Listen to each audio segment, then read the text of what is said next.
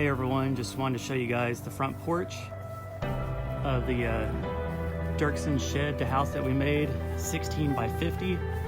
The porch extends the width of the building, which is 50 feet wide. Both sides come out 4 feet, as you can see right here.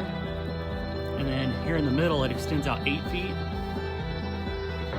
And then if you look above, you can see the dormer, which allows light over the top of the front porch. Let's go see what it looks like up close.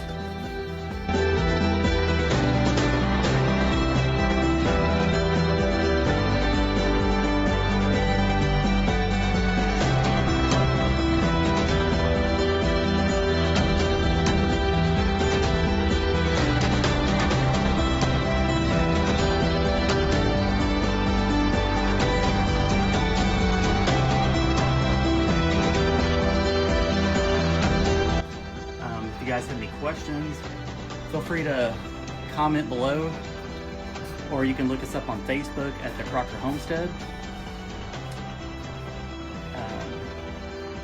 Yeah, like I said, if you have any questions, we're pretty open and honest about everything cost-wise, do's and don'ts that we've come across.